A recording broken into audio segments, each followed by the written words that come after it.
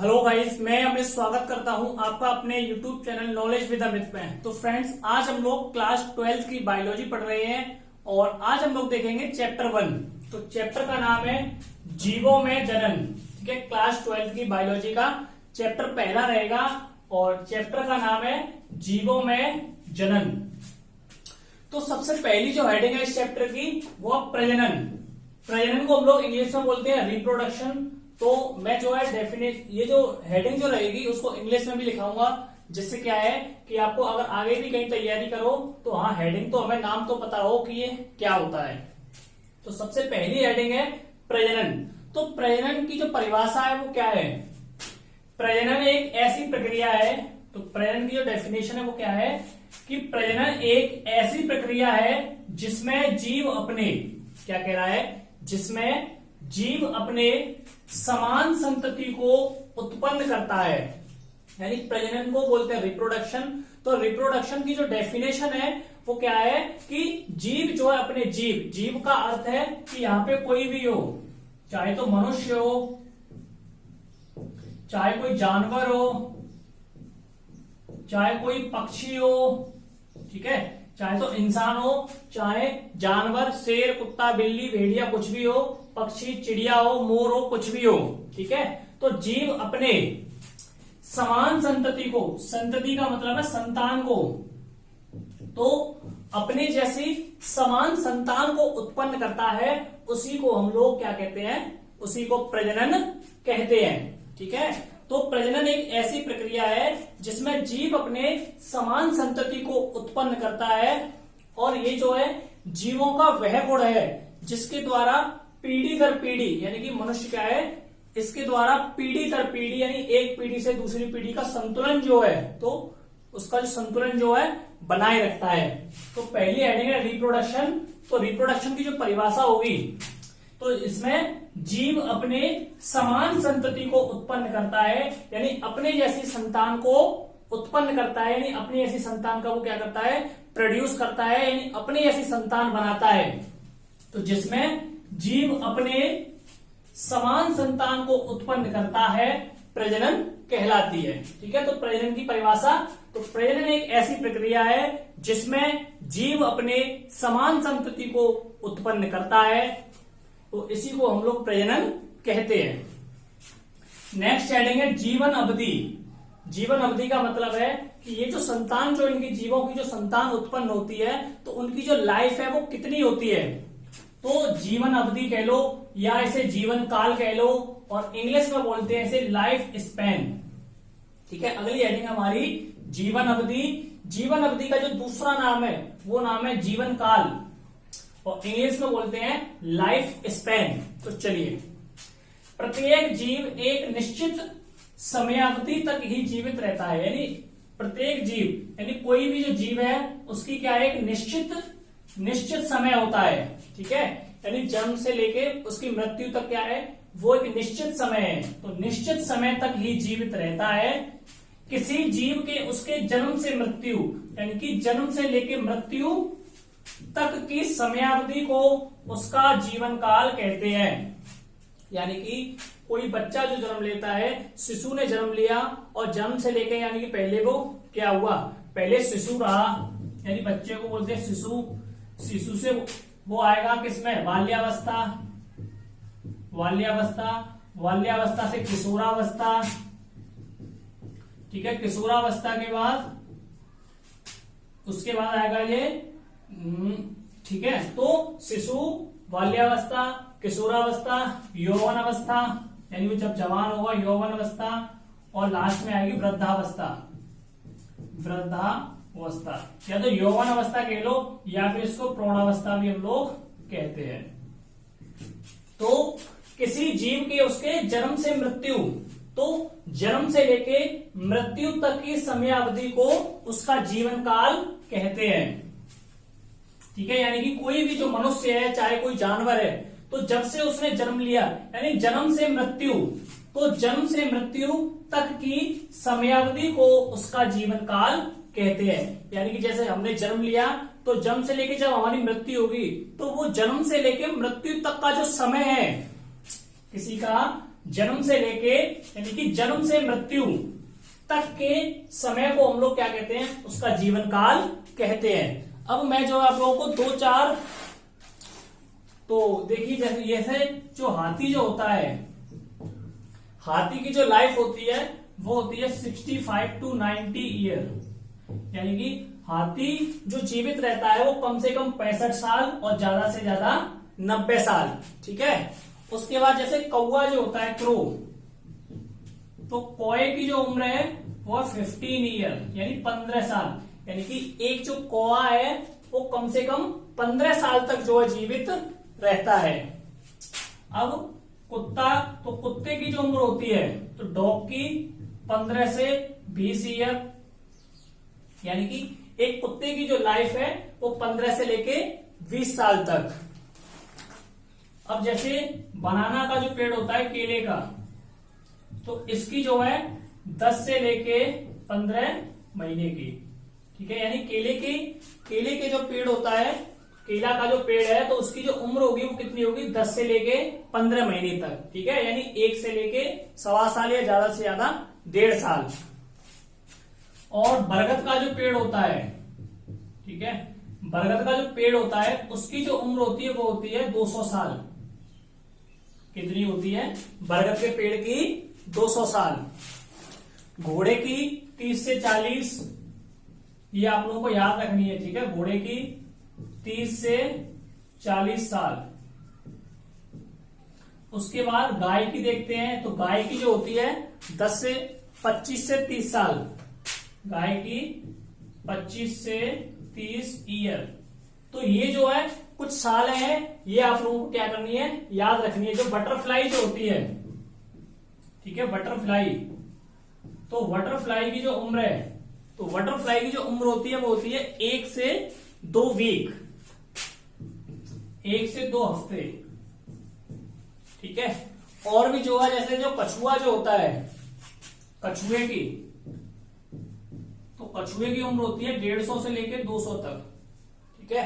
150 से लेके 100 से लेके 150 तक, सॉरी, कछुए की उम्र होगी 100 से लेके 150 साल तक। तो समय अवधि या जीवन काल, तो प्रत्येक जीव एक निश्चित समय अवधि तक ही जीवित रहता है, यानी कोई भी जो जीव है उसकी एक निश्चित, एक फिक्स उसकी लाइफ होगी। तो किसी जीव के उसके जन्म से मृत्यु, यानी कि जब से हमने जन्म लिया है और जन्म से लेके मृत्यु तक का जो समय है, जन्म से लेके मृत्यु तक का जो समय है, उसी को हम लोग जीवन काल कहते हैं। अब यहां मैंने लिखवाया है, कछुए की 100 से लेके 150 साल तक, हाथी की 65 से 90 साल, कौवे की 15 साल, कुत्ते की 15 से 20 साल, केले के पेड़ की 10 से 15 महीने, बरगद के पेड़ की 200 साल, घोड़े की 30 से 40, गाय की 25 से 30, बटरफ्लाई की 1 से 2 हफ्ते। ठीक है। तो ये भी जो है आप लोगों को याद रखनी है।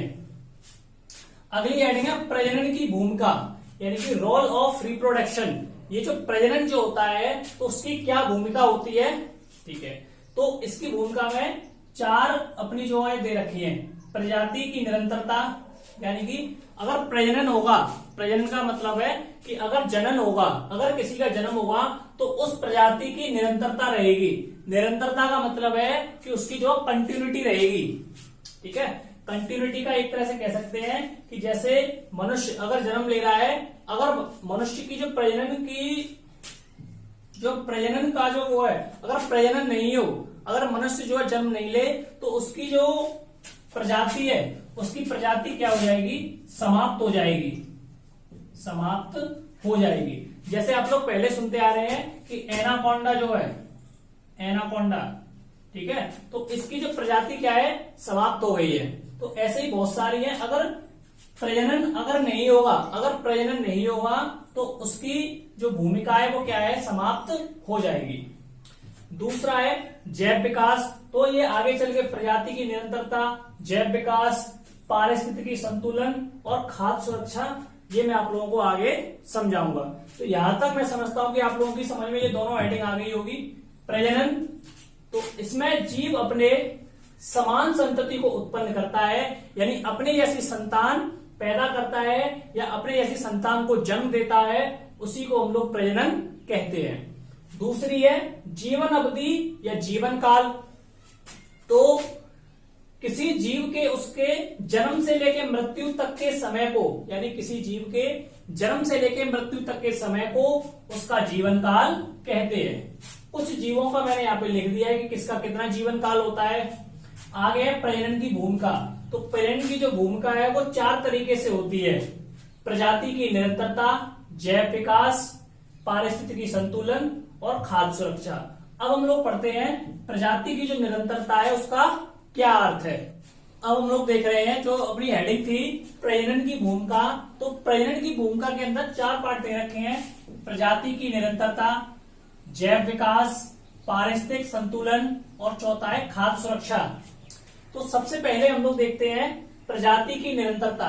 तो प्रजाति की निरंतरता इंग्लिश में बोलते हैं परपेचुएशन ऑफ द स्पाइसेस, यानी कि प्रजाति की निरंतरता। प्रजाति का मतलब है चाहे कोई भी प्रजाति हो, चाहे मनुष्य की हो, चाहे जानवर की हो, चाहे किसी और की हो, उसकी क्या होनी चाहिए, निरंतरता होनी चाहिए, यानी कि वो कमी उसकी नहीं होनी चाहिए।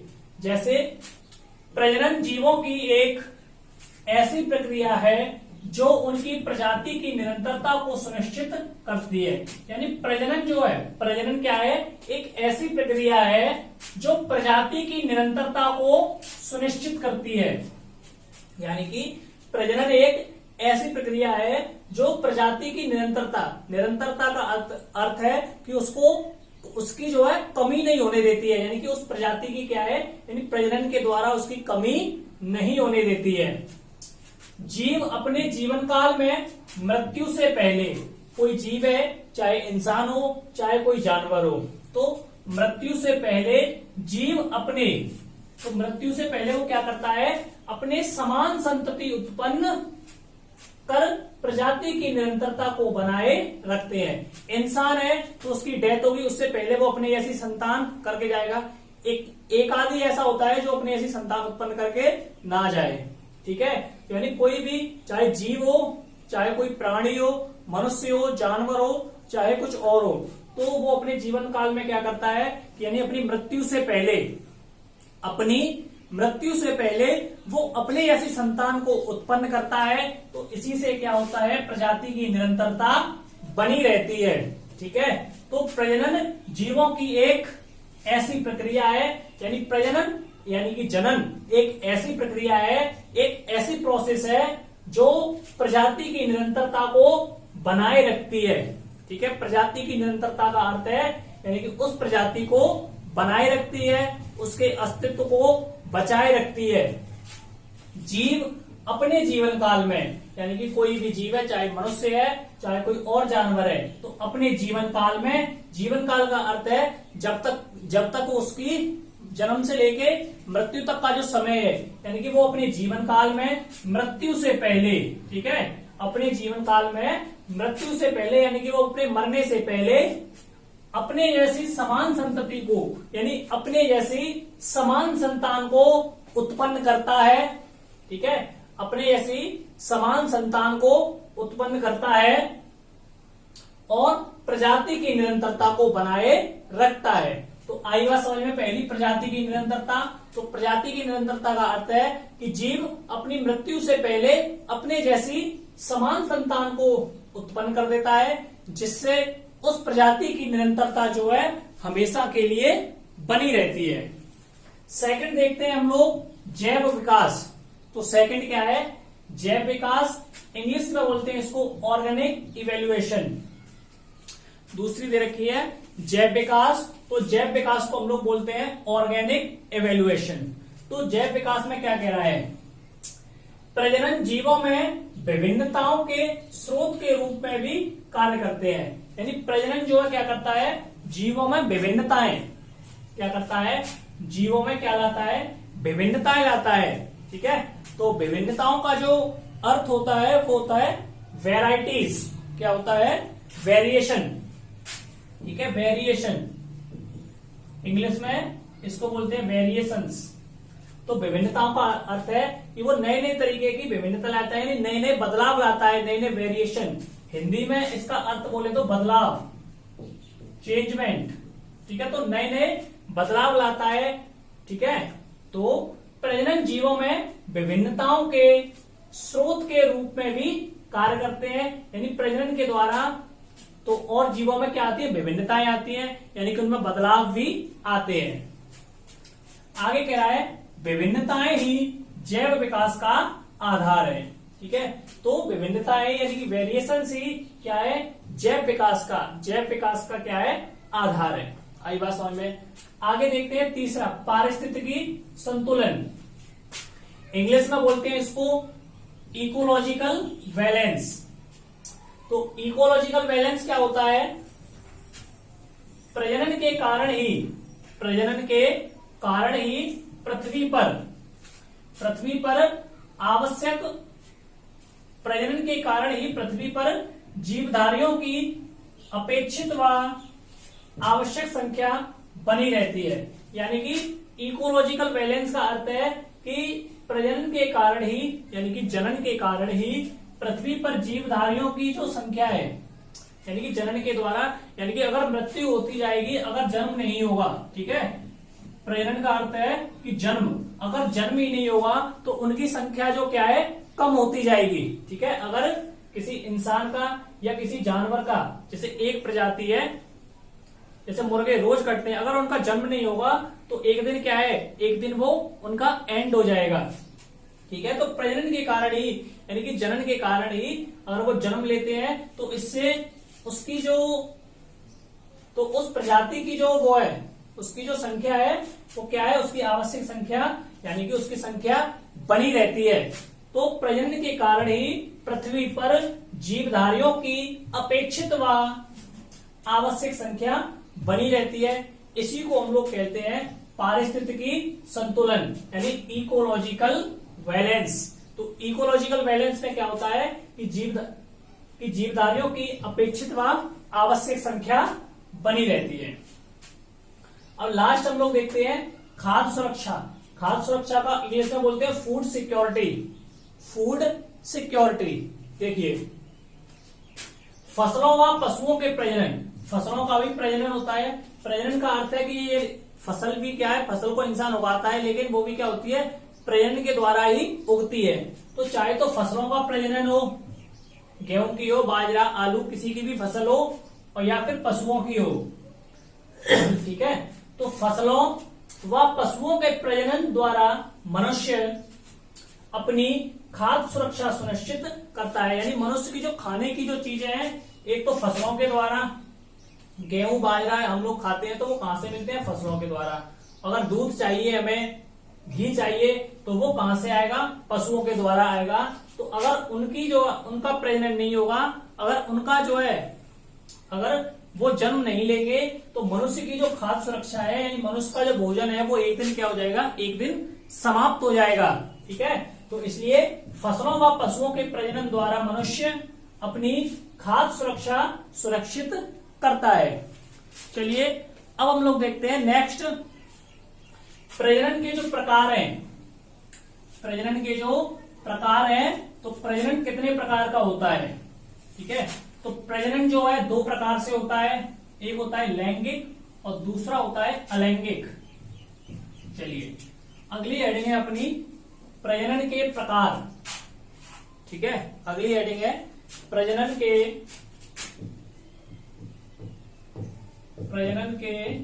प्रकार। ठीक है, तो रिप्रोडक्शन ऑफ टाइप्स, ठीक है, या फिर ये कहें कि टाइप्स ऑफ रिप्रोडक्शन। पहले तो प्रजनन के प्रकार, तो प्रजनन के जो प्रकार हैं, तो पहला होता है अलैंगिक जनन, अलैंगिक, ठीक है, अलैंगिक, लैंगिक, लैंगिक। तो पहला है अलैंगिक जनन और दूसरा होता है लैंगिक जनन, लैंगिक जनन। देखिए प्रजनन के जो प्रकार है, अभी मैंने बताया प्रजनन। प्रजनन का अर्थ क्या होता है कि मनुष्य एक पीढ़ी से दूसरी पीढ़ी यानी अपनी संतान को उत्पन्न करता है, उसी को हम लोग प्रजनन कहते हैं। अब ये जो प्रजनन है, ये जो प्रजनन है, दो प्रकार का होता है। पहला होता है अलैंगिक, ठीक है, और दूसरा होता है लैंगिक। तो ये जो अलैंगिक है, अलैंगिक जनन जो है, तो इसकी जो परिभाषा है, तो इसका क्या होता है कि अलैंगिक जनन में केवल एक जनक, डेफिनेशन क्या होगी कि अलैंगिक जनन में, अलैंगिक जनन में, अलैंगिक जनन में केवल एक जनक भाग लेता है। यानी कि अलैंगिक जनन में जो है क्या है, केवल एक जनक भाग लेता है। और लैंगिक जनन में क्या होता है कि जब भिन्न लिंग वाले,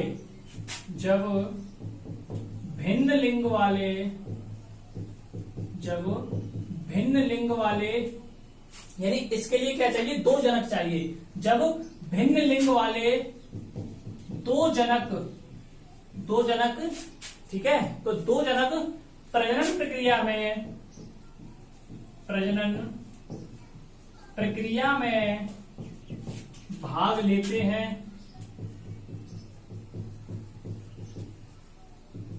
तब देखिए, अब समझिए आप लोग, अलैंगिक जनन क्या होता है। तो अलैंगिक जनन में केवल एक जनक, तो यहां क्या कह रहा है, अलैंगिक जनक में केवल सिर्फ एक जनक भाग लेता है। जनक का अर्थ है पेरेंट, ठीक है, यानी कि माता पिता। तो अलैंगिक जनन में केवल सिर्फ एक पेरेंट होता है, सिर्फ एक ही होता है, ठीक है, एक के द्वारा संतान की जो है उत्पत्ति होती है। उदाहरण दिया जाए तो पेड़ पौधे जो होते हैं, ठीक है, पेड़ पौधे, तो इनका क्या है, इनमें अलैंगिक जनन होता है। और जो पुष्प वगैरह जो होते हैं, यानी फूल और जो फूल पत्तियां जो होती हैं, तो फूल वगैरह जो होते हैं, तो वो भी हमारे किस में आते हैं, अलैंगिक जनन में आते हैं। लैंगिक जनन क्या होता है, जब भिन्न लिंग वाले यानी दो अलग अलग प्रकार के लिंग वाले दो जनक, यानी कि एक तो स्त्री और दूसरा पुरुष, ठीक है, तो दो जनक यानी कि एक स्त्री हो दूसरा पुरुष हो, तो जब भिन्न लिंग वाले दो जनक प्रजनन प्रक्रिया में भाग लेते हैं, तब लैंगिक जनन होता है। ठीक है, तो लैंगिक और लैंगिक में तो इतना याद रखना है कि जब एक जनक तो अलैंगिक, दो जनक तो लैंगिक। आई बात समझ में यहां तक? चलिए, अब जो अलैंगिक जनन है, तो जब संतति की उत्पत्ति के, तो यहां समझिए आप लोग, तो अलैंगिक जनन में क्या कह रहा है कि जब संतति की उत्पत्ति, संतति का मतलब है कि जो संतान है, जब संतति की उत्पत्ति केवल, यानी कि जब संतान की जो उत्पत्ति है केवल एक जनक द्वारा होती है, केवल एक जनक द्वारा होती है, यानी सिर्फ इसमें एक ही जो है एक जनक कार्य करता है, तो इस प्रकार का जनक, तो इस प्रकार का जनक अलैंगिक जनक, अलैंगिक जनक कहलाता है। ठीक है, तो आपको इतनी यहां परिभाषा लिखनी है।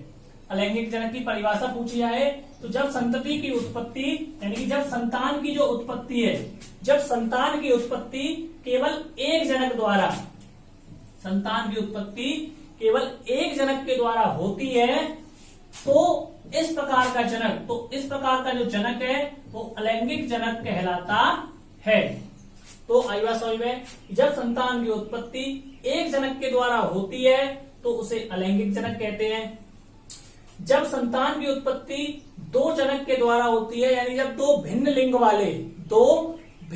वाले दो जनक मिलते हैं, तो दो जनक प्रजनन प्रक्रिया में भाग लेते हैं, तब लैंगिक जनन जो है, लैंगिक प्रक्रिया कहलाती है।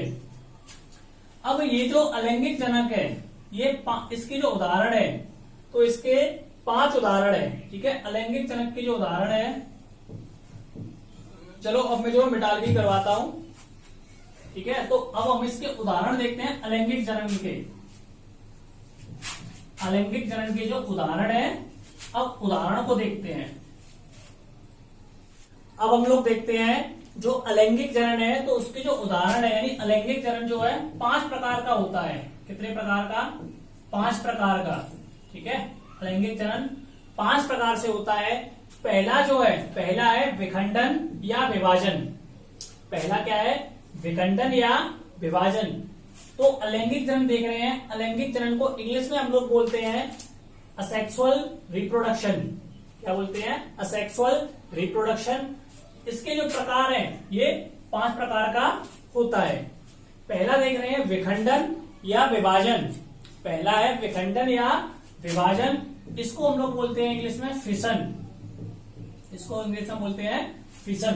तो देखिए, सभी प्रकार के अलैंगिक जनन का आधार, यानी कि जितने भी अलैंगिक जनन जो है, तो जितने भी अलैंगिक जनन है उनका जो आधार है, उनका जो वेस है, तो उनका जो आधार है कोशिका विभाजन है। यानी कि जितने भी अलैंगिक जनन में जो भी संतान उत्पन्न होती है वो किसके द्वारा होती है? वो कोशिका विभाजन के द्वारा होती है। क्या कह रहे हैं कि जितने भी अलैंगिक जनन है, अलैंगिक जनन में जो भी प्राणी जन्म लेता है, यानी जो एक लिंगी पौधे हैं या जो जीव हैं, तो उनका जो आधार है, तो उनका जो वेस है वो क्या है? कोशिका विभाजन। संतति कोशिकाओं की संख्या के आधार पर विखंडन 2 प्रकार का होता है। यानी कि कोशिकाओं की संख्या के आधार पर, तो ये जो विखंडन कहें या ये जो विभाजन है, ये कितने प्रकार का होता है? ये 2 प्रकार का होता है। पहला होता है द्विविभाजन और दूसरा होता है बहुखंडन। पहला है द्विविभाजन, तो द्विविभाजन को बोलते हैं बाइनरी फिशन और बहुखंडन को बोलते हैं मल्टीपल फिशन। तो देखिए, हम लोग पढ़ रहे हैं अलैंगिक जनन। तो अलैंगिक जनन का जो आधार है, यानी अलैंगिक जनन में जो भी प्राणी जन्म लेता है या जो भी जीव जन्म लेता है, तो उसका जो आधार होता है कोशिका विभाजन। उसका आधार क्या है? कोशिका विभाजन। और ये जो कोशिकाओं, तो इसके द्वारा जो जन्म लेते हैं, तो कोशिकाओं के द्वारा ये जो है विखंडन 2 प्रकार का होता है। पहला है द्विविभाजन। तो द्विविभाजन में क्या होता है? इसमें एक कोशिका 2 संतति कोशिकाओं में विभाजित हो जाती है। तो यानी कि द्विविभाजन में क्या होता है? इसमें एक कोशिका क्या करती है?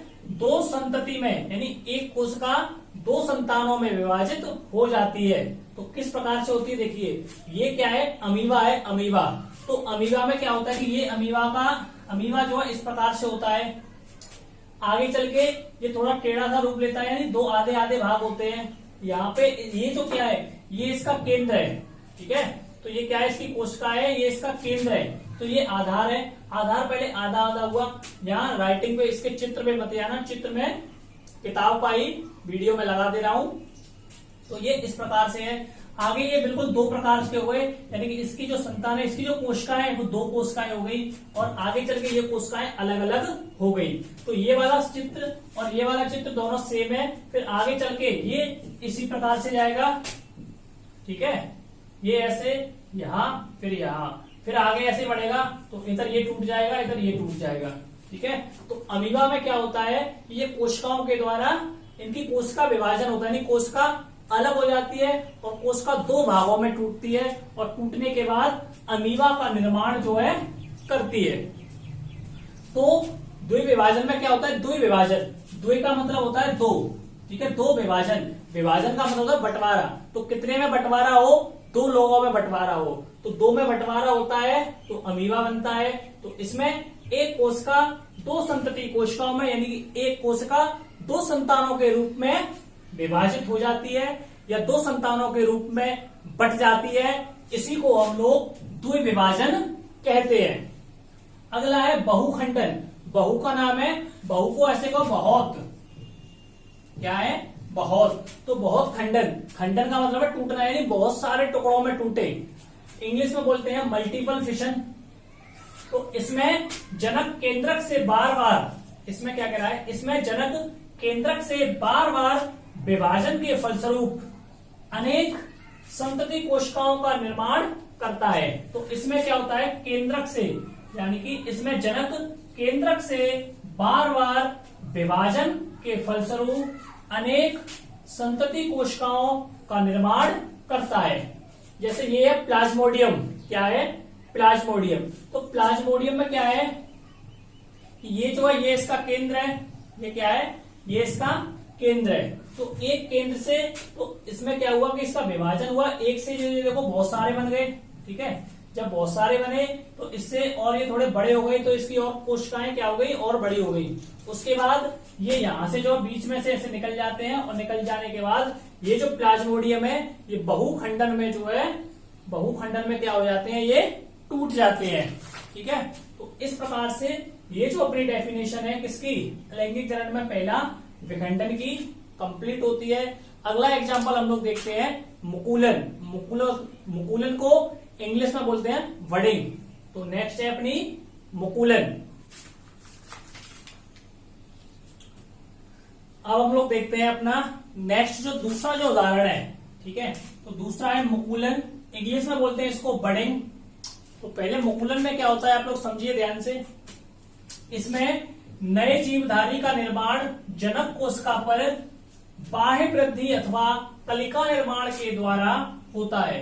तो इसमें क्या होता है कि नए जीवधारी का जो निर्माण है, नए जीवधारी का निर्माण जनक कोशिका पर, यानी कि जनक कोशिका पर बाह्य वृद्धि, बाह्य का मतलब होता है बाहर से, यानी कि जनक कोशिका पर बाहर से वृद्धि होने पर अथवा कलिका निर्माण के द्वारा होता है। तो मुकुलन में क्या होता है कि जनक कोशिका की बाह्य वृद्धि होती है, या फिर उसकी कलिका निर्माण के द्वारा मुकुलन की जो प्रक्रिया है वो संपन्न होती है। तो इसमें कह रहा है जनक कोशिका का केंद्रक, जैसे इसका जो केंद्रक है ये वाला, जैसे इसका ये केंद्रक है, ये केंद्रक जनक कोशिका का केंद्रक विभाजित होता है। तो इसका जो केंद्रक है वो क्या होता है, विभाजित होता है, यानी कि वो केंद्रक अलग होता है।